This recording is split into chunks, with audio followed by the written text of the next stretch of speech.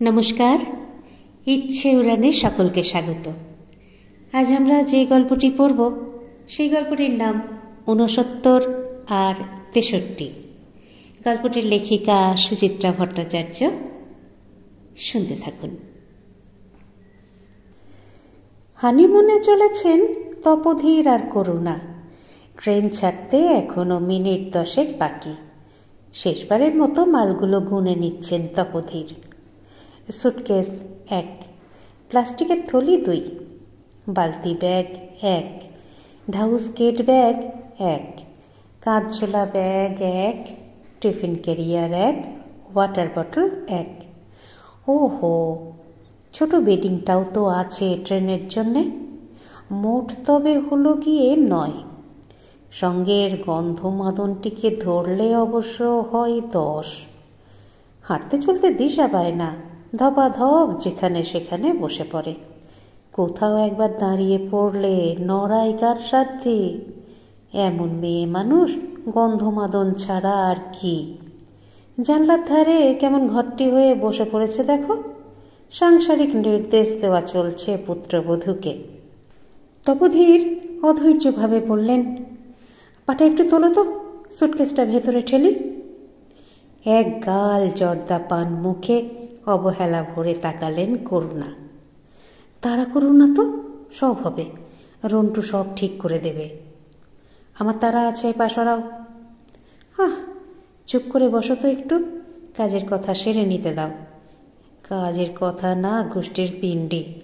তপোধীর উবু হয়ে বসে পড়লেন। ঠেলে ঠেলে বালতি ব্যাগ ঢোকাচ্ছেন বার্থের নিচে। 7 দিনের জন্য বেড়াতে যাওয়া, তার জন্য মালও কিছু নিয়েছেন বটে করুণা। নিয়েই দায় শেষ। এখন ম্যাও সামলাবে এই পুরো চাকর। তপোধীর প্রায় হামাগুড়ি দিয়ে এবার টানলেন সুটকেসটাকে।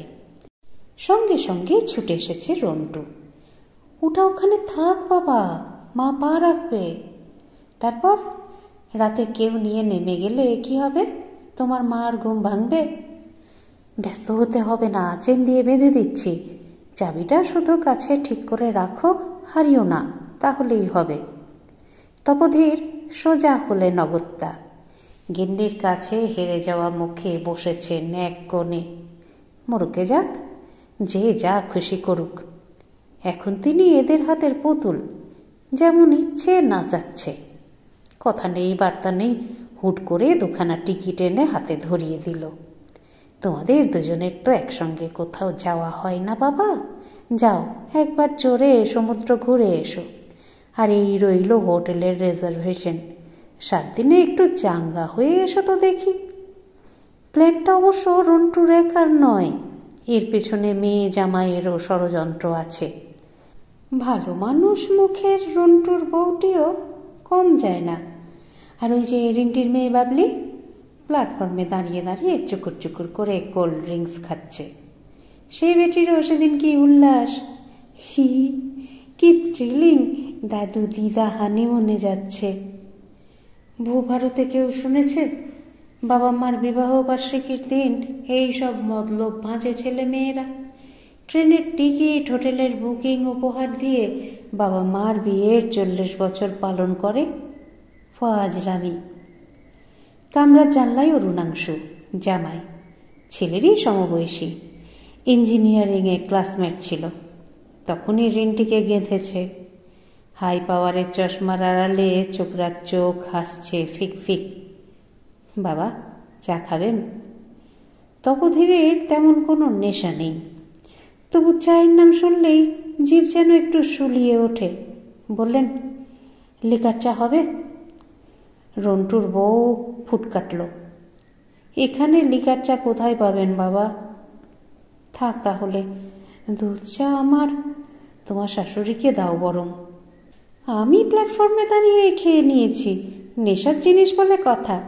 সন্তর্পণে পিক ফেললেন করুণা। ট্রেন ছাড়লে একটু কফি খাবো। ধন্যী মেয়ে মানুষ, কত যে নেশা!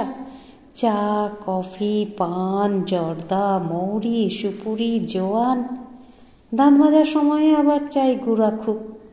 সুযোগ পেলে বোধহয় বিড়ি সিগারেট নস্যিটাও ধরে ফেলতেন। সিগন্যাল হয়ে গেছে। বউয়ের ইশারায় রন্টু নেমে গেল কামরা থেকে। সামনের স্টল থেকে ম্যাগাজিন হাতে দৌড়ে এলো রেন্টি। তপোধীরের হাতে পৌঁছানোর আগে করুণা খপ করে নিয়ে নিলেন পত্রিকাটি। এক গাল হাসিতে মুখ ভরে গেল। ও মা, এই যে দেখি শচীনের ছবি। তপোধীর সরু চোখে তাকালেন। তুমি আবার শচীনকে কবে থেকে চিনলে?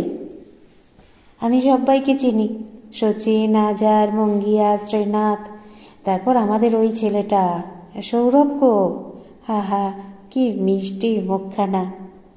এই করেই তো দেশের ক্রিকেটটা ডুবলো। যত মূর্খের দল এখন খেলার সমজদার হয়েছে। তপোধীর ভেঙচে উঠলেন। হা হা, কি মিষ্টি মুখখানা। হ্যাঁ, মূর্খ মূর্খ করবে না তো। মেয়েরা কি খেলা বোঝে না? গালি, third man, mid on, mid of সব নাম আমি জানি। এই তো সেদিন রাহুল স্লিপে কি সুন্দর একটা ক্যাচ ধরল। থাক, নাতি নাতনির মুখের ঝাল খেয়ে আর বিদ্যে ফলাতে হবে না। ট্রেন দুলে উঠল। রিন্টি জানলা দিয়ে হাত গলিয়ে ছুঁল মাকে। সাবধানে যেও, দুজনে যেন সারাক্ষণ লড়াই করো না। আমাকে বলছিস কেন? তোর বাবাকে বলে দে। বাবা, তুমি কিন্তু একদম মাথা গরম করবে না। তপোধীর জবাব দিলেন না। প্ল্যাটফর্ম সরে যাচ্ছে ধীরে ধীরে। সরে যাচ্ছে কোলাহল, সরে যাচ্ছে ছেলে, মেয়ে, পুত্রবধূ, জামাই, নাতনি। হাত নাড়ছে। রন্টুর গলা উড়ে এলো। কেসটা বোধহয় খারাপ হয়ে গেল রে। পুলিশ চেয়েছে না দুটো লাশ পড়ে থাকে, স্কন্ধ কাটা। তপোধীর ঘুম হয়ে গেলেন। সবই যখন জানা, তখন জোর করে পাঠানোর কি দরকার ছিল? কেন যে টিকিট দুটো কুচিয়ে ফেলেননি তপোধীর? ট্রেন কারসেট পেরোলো। এগোচ্ছে ঘটাং ঘটাং। এখনো শহরের আলো ঘিরে আছে ট্রেনটাকে। তপোধীরের কূপের মাঝবয়সী লোকটি লুঙ্গি তোয়ালে কাঁধে ফেলে বাথরুমের দিকে এগোলো। সামনে 3 যুবক, সম্ভবত সেলসে চাকরি করে, উচ্চস্বরে গল্প জুড়েছে। উল্টো দিকে 2 জানালায় 2 খ্রিশ্চান সন্ন্যাসিনী ভাবলে সেন মুখে বাইরে তাকিয়ে। সব প্যাসেঞ্জার এখনো থিতু হয়নি, অনেকেই ঘুরছে এদিক ওদিক। পাশের কূপে 2 বাচ্চা কাউ মাউ করে ঝগড়া করছে। যে দঙ্গলটা একটু আগেও এই জায়গাটা বোঝাই করে রেখেছিল, বোধহয় তাদেরই কেউ। অসহ্য। করুণা হাতের ম্যাগাজিন তপোধীরের কোলে ফেলে দিলেন। ছোট্ট একটা হাই তুললেন। সকালে কটায় ঠিক আমরা পৌঁছবো গো? তপোধীর বিরক্তির সঙ্গে উত্তর দিলেন, আমি ট্রেনের টাইম টেবিল নই, বলতে পারবো না। সে তো জানি, তুমি হলে গিয়ে খাওয়ার টাইম টেবিল। 7:30টায় এই চাই, 9টায় এই চাই, 12:15টায় এই চাই। দাও কেন? না দিলেই পারো। ওখানে গিয়ে দেব না। তোমার ওই 4:45 মুসুম্বি, 5:15 ছানা, ওসব তুমি নিজেই জোগাড় করবে। ভয় দেখাচ্ছ? না, বলে দিচ্ছি, বেড়াতে গিয়ে আমাকে দিয়ে খিদমত খাটাবে, ওটি হবে না। তাহলে করবে কি সারাদিন? ভোঁস ভোঁস নাক ডাকিয়ে ঘুমোবে? মোটেই না। ঘুরবো ফিরবো, সকাল বিকেল প্রাণ ভরে জগন্নাথ দেবকে দর্শন করব। ছেলে মেয়ের দয়ায় সুযোগটা যখন এসেই গেল। একেই বলে নেমো খারাম। বিয়ের সময় ক টাকায় বা মাইনে ছিল তপোধীরের যে বছর বছর বউকে নিয়ে বেড়াতে বেরোবেন? করতেন তো কলেজের মাস্টারি, সাকুল্যে পেতেন 150 টাকা, নুন আনতে পান্তা ফুরিয়ে যেত। তারপর যখন মাইনে টাইনে বাড়ল, তখন ছেলে মেয়ের পড়াশুনো নিয়ে হিমশিম দশা। তার মধ্যেও কি বউ ছেলে মেয়ে নিয়ে বেরোননি 2-4 বার? এই পুরীতেই তো গিয়েছিলেন বছর 20 আগে। কপাল খারাপ, পৌঁছেই রেন্টে ধুম জ্বর। কোথাও বেরোনো হলো না, সমুদ্রে নামা হলো না, শুধু হোটেল আর ডাক্তারখানা। তাও মেয়ের জ্বর কমার পর একদিন সবাইকে নিয়ে কন্ডাক্টেড ট্যুরে বেরিয়েছিলেন তপোধীর। কোনারক, ভুবনেশ্বর, উদয়গিরি, খণ্ডগিরি, নন্দনকানন। ফেরার দিন সকালে জগন্নাথ মন্দিরে পুজো দেওয়াও হয়েছিল করুণার। সেসব কথা কি করুণা ভুলে গেছেন? তপোধীরের ঈষৎ অভিমান হলো। ভার গলায় বললেন, হ্যাঁ, ছেলে মেয়েই তো তোমায় ঘোরাচ্ছে জীবনভর। ঘোরাচ্ছেই তো। মেয়ে জামাই নিয়ে গেল বলে তবু কেদার বদ্রী দর্শন হলো। ছেলের কল্যাণে তিরুপতি কন্যাকুমারিকা। তার আগে তো জীবনভর তুমি ঘরে বন্দি থেকেছ। ছিলামই তো। ধর্মের মধ্যে কম্য একবার পুরী, একবার দার্জিলিং, আর একবার সিমলা। তারপর থেকে তো শুধু ঘাটশিলা আর শিমুলতলা, শিমুলতলা আর ঘাটশিলা। তুমি একটি 1 নম্বরের মিথ্যেবাদী। রিটায়ারমেন্টের আগে এই পুরী যাওয়ার জন্য তোমাকে 2 বার সেধেছিলাম আমি। টোয়াইজ, মনে পড়ে? হবে হয়তো। করুণা অবলীলায় একটি জর্দা ছুড়লেন মুখে। আমার শুধু মনে পড়ে তোমার সঙ্গে একবার জগন্নাথ মন্দিরে গিয়ে আমার খুব শিক্ষা হয়েছিল। গরুর মতো হেট হেট করতে করতে মন্দিরে ঢোকালে আর 5 জন বাড়ি দিতে দিতে বার করলে। সে তো ফেরার ট্রেনের তাড়া ছিল বলে। চটপট বলে উঠলেন তপোধীর, ট্রেন ছিল সেই সন্ধেবেলা। তপোধীর অপ্রতিভ মুখে হাসলেন একটু। সেই কথা এখনো মনে পুষে রেখেছ? করুণার গাল ফুলল। আমার সব মনে থাকে, কিচ্ছু বলি না। তপোধীর চুপ মেরে গেলেন। আর চোখে একবার সহযাত্রীদের দেখলেন, একবার স্ত্রীকে। ওই গোলগাল ফর্সা মুখ, পুতুল পুতুল চোখের মহিলাটিকে 40 বছরেও ঠিক চেনা গেল না। কত দরকারি কথা অনায়াসে ভুলে যায়, অথচ 20 বছর আগের তুচ্ছ স্মৃতিও যত্ন করে সাজিয়ে রাখে মনে। কেন যে এমন হয়? শহরতলি পার হয়ে ট্রেনের গতি বেড়েছে। দুদিকে এখন জমজমাট অন্ধকার, মাঝে মাঝে অস্পষ্ট আলোর ফুটকি। মাঝবয়সী লোকটি লুঙ্গি শোভিত হয়ে উঠে পড়েছে ওপরের বার্থে। এখন শোয়ার তোড়জোড় চলছে। 2 সন্ন্যাসিনীও শোয়ার সিট জোড়া লাগিয়ে নিয়েছে। মুখোমুখি বসে কথা বলছে। 3 যুবকের একজন তপোধীরের পাশে এসে বসল। হাঁটুতে ব্রেফকেস রেখে 3 সঙ্গী তোড়জোড় করছে তাস খেলার। তপোধীর একটু সরে এলেন করুণার দিকে। শেষ ফাগুনের বাতাস হু হু করে ঢুকছে জানলা দিয়ে। ঠান্ডা হাওয়া, তবে কামড় নেই, ভারী নরম, মিঠে। কফিওয়ালা এসে গেল। হেঁকে হেঁকে কানের পোকা নাড়িয়ে দিচ্ছে। তপোধীর গলাতে চাইলেন করুণাকে। কফি খাবে না?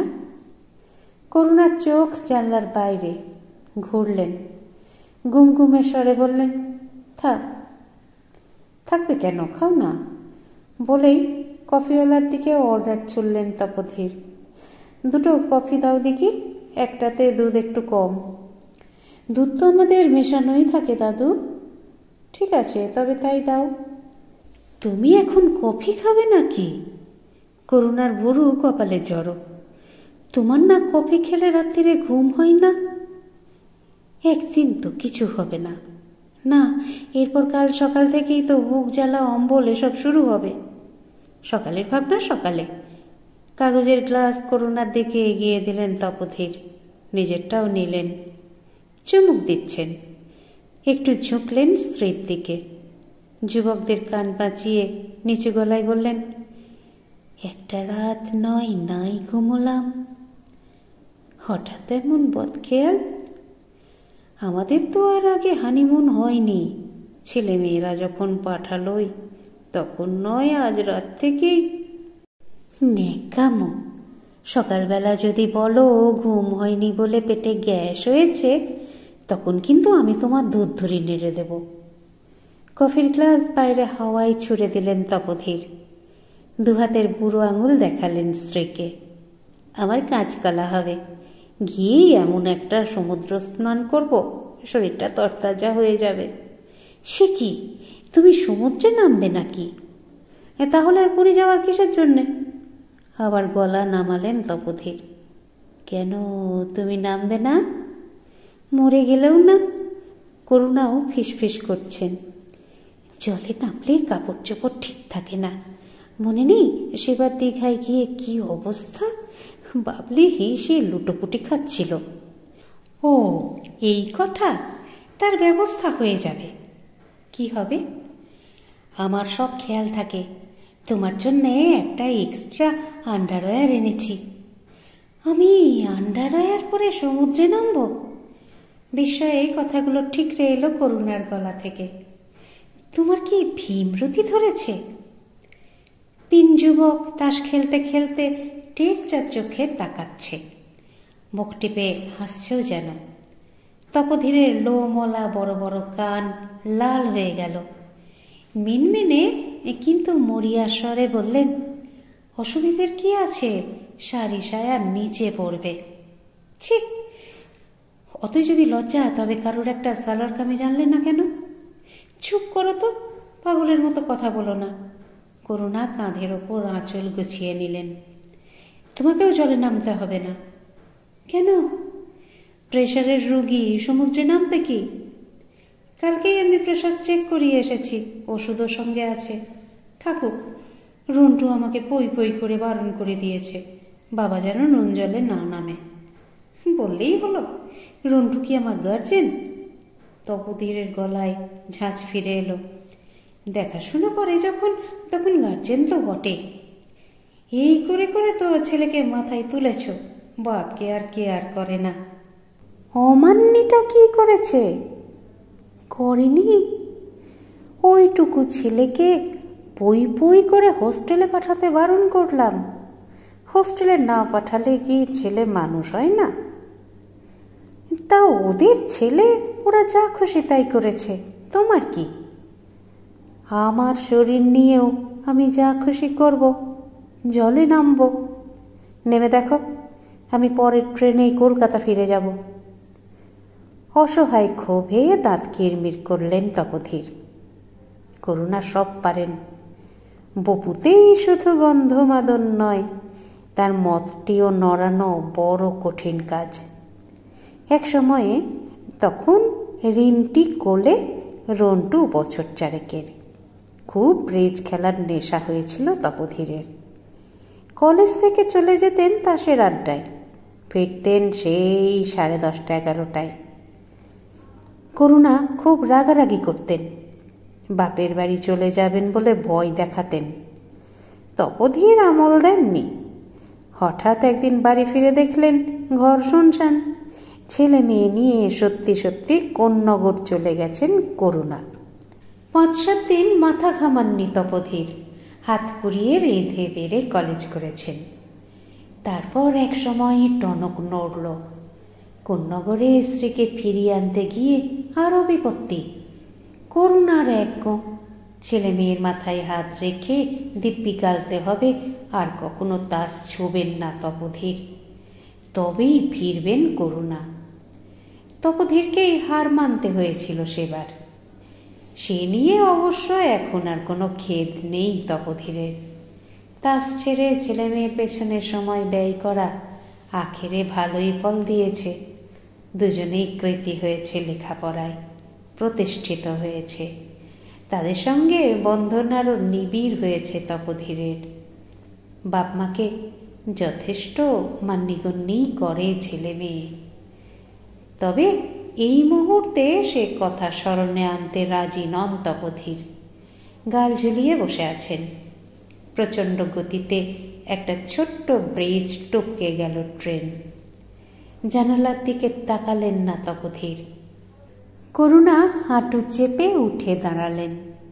বাথরুমে যাচ্ছেন।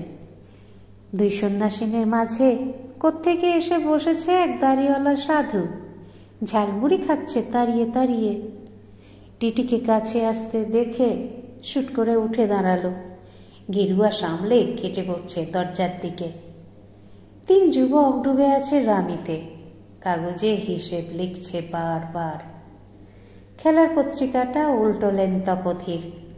অসংলগ্নভাবে 2-4টে পাতা দেখে রেখে দিলেন ম্যাগাজিনটা। করুণা ফিরে এসে বললেন, ম্যাগো বাথরুম কি নোংরা? তপোধীর উত্তর দিলেন না। করুণা মুখ টিপে হাসলেন। রাগ করো কেন? আমি যা বলি ভালোর জন্যই তো বলি। তপোধীরের কথা বলার ইচ্ছে হলো না। করুণা এক দৃষ্টে দেখছেন স্বামীকে। ঠিক আছে বাবা, নেমো সমুদ্রে, বেশিক্ষণ থেকো না। আর তুমি? তপোধীরের ঘাড় শক্ত। গিয়ে দেখা যাবে ক্ষণ। করুণার হাসি ছড়িয়ে গেল। এবার টিফিন ক্যারিয়ারটা পেরে দাও দেখি, 9টা বাজে, খাওয়াটা আগে সেরে নাও। তপোধীরের রাগ নিবে এলো। নিঃশব্দে উঠে 4 থাকের কৌটোখানা নামালেন। মেনু কি? তোমার জন্যে মালাই চমচম আছে, নরম পাকের সন্দেশও তোমার মেয়ে এনেছিল। বৌমা দুপুরে আলুর দম বানাচ্ছিল না, গন্ধ পাচ্ছিলাম। আছে গো আছে, তোমার আলুর দমও আছে, 2 পিস মাছ ভাজাও। তুমি মাছ ভাজা ভালোবাসো, ও দুটো তুমিই খাও, আমাকে খালি লুচি আলুর দম দিলেই হবে। লুচি কোথায় পাবো? পাবে মানে? রিন্টি আর বৌমা যে তখন লুচি ভাজছিল। সে তো ওদের জন্য, আমাদের জন্য ওরা নরম করে রুটি বানিয়ে দিয়েছে। লুচি দেয়নি? তপোধীর প্রায় আর্তনাদ করে উঠলেন। অমন করো কেন? তোমার না ভাজাভুজি খাওয়া বারণ? ঠান্ডা লুচি খেলে তুমি হজম করতে পারতে। টিফিন কৌটোর ঢাকনা খুললেন করুণা। বৌমা দিতে চেয়েছিল, আমি বারণ করেছি। তপোধীর রাগ করতেও ভুলে গেলেন। বিড়বিড় করে বললেন, শিরে হইল সর্বাঘাত, তাগা বান্ধে কথা, বই যদি শত্রু হয়। দুধ নেই, কিছু নেই, আমি রুটি চিবোতে পারবো না। তোমার জন্যে সেই আচারটা এনেছি গো। করুণা যেন শিশুকে ভোলাচ্ছেন। সেই যে গো মিক্সড পিকল, তুমি ভালোবাসো বলে সেলস গার্লের কাছ থেকে কিনেছিলাম। ট্রেনের গতি কমছে। খড়গপুর এসে গেল। ভেন্ডাররা জানলায় খাবার হাঁকছে। ছেলে 3টে তাস বন্ধ করে পুরি তরকারির হুকুম ছুড়ল। ওপারের বার্থের লোকটা তরতরিয়ে নেমে চলে গেল প্ল্যাটফর্মে। 2 সন্ন্যাসিনী উদাসীন স্বরে ডিমওয়ালাকে ডাকছে। তপোধীরও উঠে জানলায় গেলেন। এই, আমাকে 2টো বয়েলড এগ দাও তো। টিফিন ক্যারিয়ার পাশে রেখে বাবু হয়ে বসেছেন করুণা।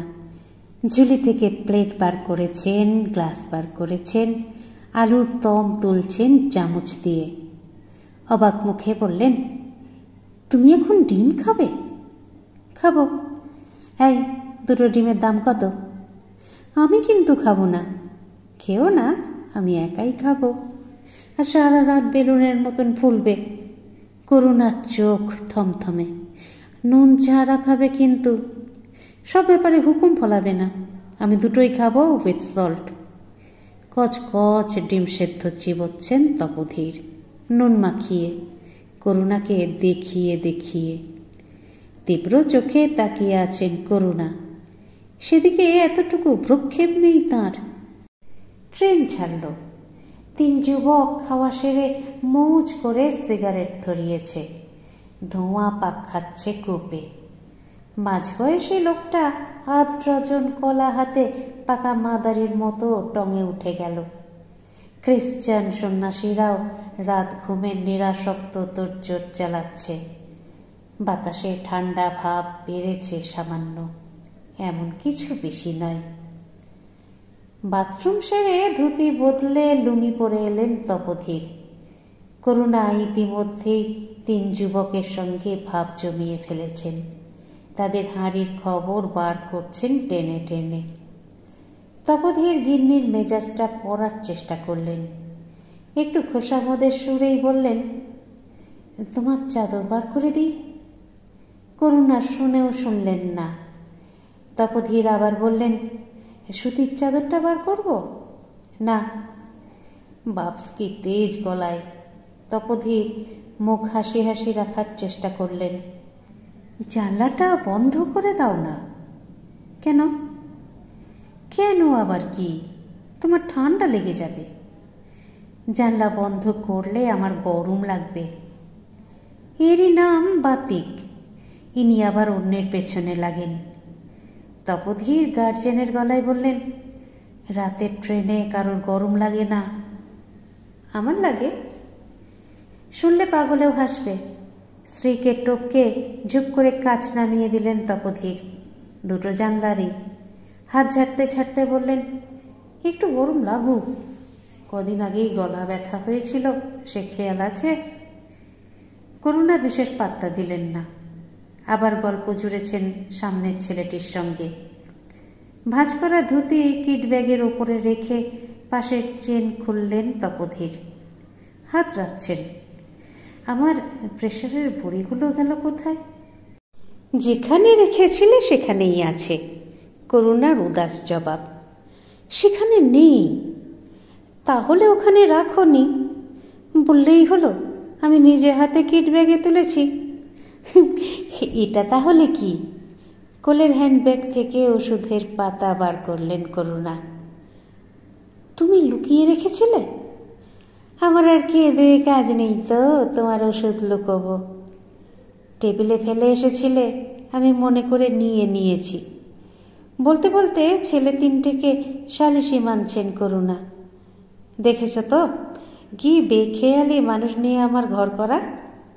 তোলো হাঁড়ির মতো মুখ করে ট্যাবলেট কিনলেন তপোধীর। ঢকঢক খানিকটা জল খেলেন। বেডিং খুলতে গিয়ে কি যেন মনে পড়ে গেল। হঠাৎই থামলেন। তোমার মালিশটা নিয়েছ? আমার তোমার মতো ভুলো মন নয়, বালতি ব্যাগে আছে।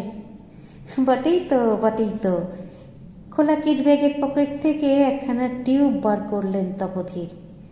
করুণার নাকের সামনে নাচাচ্ছেন। এটা তাহলে কি? খপ করে ওষুধটা কেড়ে নিলেন করুণা। নিজের হ্যান্ডব্যাগে পুরে ফেললেন। ও, এটা তোমার কাজ? তাই আমি বেরোনোর সময় খুঁজে পাচ্ছিলাম না। আমার কাজ নয়, তোমারই বেয়াক্কেলেপনা। কেউ যদি সরিয়ে রাখে কি করব? সারাইনি মনে করে সঙ্গে নিয়েছি বলেই ছেলে তিনটের দিকে ফিরলেন তপোধীর। দেখো কি চিজ নিয়ে ঘর করি আমি। মজা পেয়ে হাসছে তিন যুবক। হাসতে হাসতেই টপাটপ মাঝের বার্থ নামিয়ে ফেলল। ফুঁ দিয়ে বালিশ বোলাচ্ছে। পেশাদারি ভঙ্গিতে আয়োজন করছে শোয়ার। 5 মিনিটের মধ্যে ডান কাত ফিরে ঘুমিয়ে পড়ল তিনজন। তপোধীর বসে বসে হাই তুলছেন। এবার তো আমাদেরও শুতে হয়।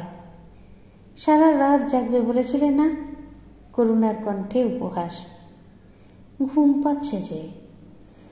তবে শো, দাঁড়াও বিছানা করে দিই। এখানে কেন? আমি মাঝের বার্থে যাচ্ছি। ওটা এখন নামাবে না। কেন? কারণ আমি ঘুমোবো না, তাই। ওটা নামালে আমার বসতে অসুবিধে হবে। তপোধীর কথা বাড়ালেন না। বাধ্য ছেলের মতো নিচের বার্থেই শুয়ে পড়লেন, করুণাকে আলগা ছুঁয়ে। তপোধীরের মাথার কাছে গুটিসুটি মেরে বসে আছেন করুণা। আনমনা চোখে দেখছেন পৃথিবীটাকে বন্ধ কাচের এপার থেকে। রাত নিঝুম হয়ে এলো। কামরায় জেগে আছে নীলচে রাতবাতিরা, জেগে আছেন করুণা। স্বপ্ন স্বপ্ন বাতাস খেলে বেড়াচ্ছে এ কূপে সে কূপে। আধার ছিঁড়ে ছুটছে রেলগাড়ি ঝমঝম ঝমঝম। থামছে ছুটছে, থামছে ছুটছে। পার হচ্ছে নদী, পার হচ্ছে প্রান্তর, পার হচ্ছে একটার পর একটা সেতু। গভীর রাতে তপোধীরের ঘুম ভেঙে গেল। করুণা ঠেলছেন জোরে জোরে। এই শুনছ? বাপ, কি ঘুম রে! কামরা যে একেবারে মাত করে দিলে। পাশ ফিরে শো। ঘুম চটকে গেল। চোখ বড় করে উঠে বসলেন তপোধীর। চিল্লাচ্ছ কেন? হলোটা কি? সিংহের মতো নাক ডাকাচ্ছ কেন? তোমার তাতে কি? আমার ঘুম আসছে না। ট্রেনে আমার ঘুম আসবে না। শুলেই আসতো। বললাম ওপরে উঠে যাচ্ছি। না না, ওপরে উঠলে তোমাকে আর ঠেলা যাবে না। অভ্যেস তো জানি, না ডাকলে তোমার গর্জন থামে না। সঙ্গে একটা পাখা আনলে পারতে, ডাঁটি দিয়ে খোঁচাতে মনের সুখে। তাই উচিত ছিল। কি লোকের সঙ্গেই না বেড়াতে বেরিয়েছি, কুম্ভকর্ণ একটা। করুণার যেন গলা কাঁপল একটু। তপোধীর অপাঙ্গে তাকালেন। হঠাৎ কোত্থেকে এক ঝলক বাতাস এসে ঝাপটা মারে 69 বছরের মনটায়।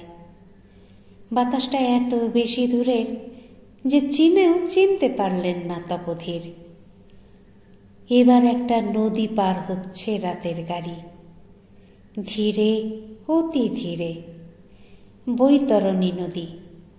এ নদী পার হলে নাকি এপারের টান কমে যায়। তপোধীর চুপটি করে বসে আছেন। করুণাও নীরব।